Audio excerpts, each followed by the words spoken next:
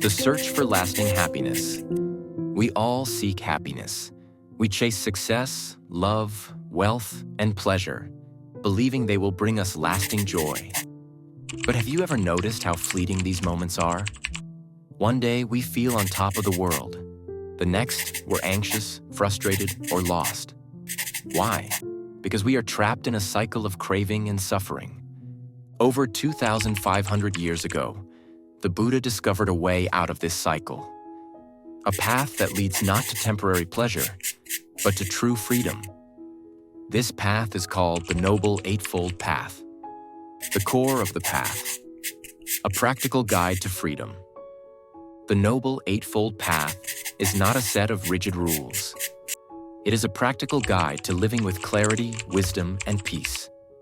It is divided into three main areas: wisdom, ethical conduct, and mental training. Wisdom, Panya, seeing reality clearly. Right view and right intention. Wisdom begins with right view, seeing the world as it truly is, not as we wish it to be.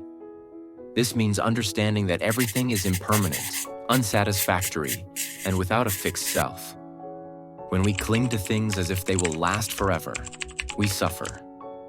With right intention, we align our thoughts with truth and compassion. Instead of acting out of greed, hatred, or delusion, we cultivate kindness, non-attachment, and wisdom. Ethical conduct, Sila, living with integrity. Right speech, right action, right livelihood. Our words shape our world. Right speech means speaking truthfully, kindly, and meaningfully.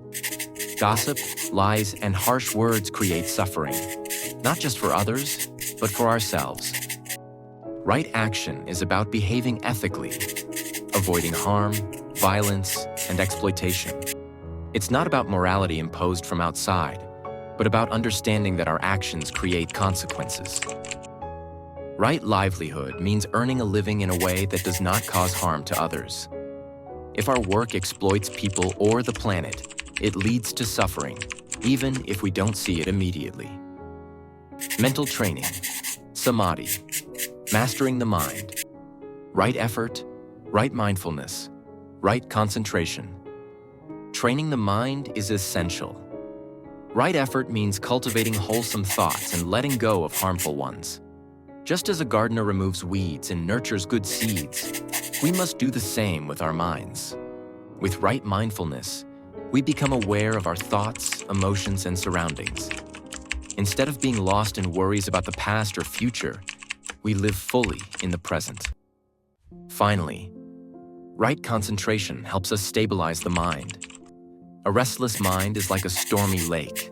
It distorts everything. But when we develop deep focus, we gain clarity, insight, and inner peace.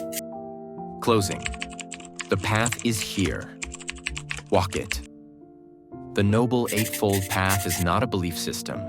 It is a practice, a way of life that leads to freedom from suffering. You don't have to take it on faith. You can test it for yourself. Every step you take towards wisdom, ethical living, and mental training brings more peace into your life. The Buddha didn't ask us to worship him. He showed us the way. The journey is yours to take. What part of the Noble Eightfold Path do you find most challenging?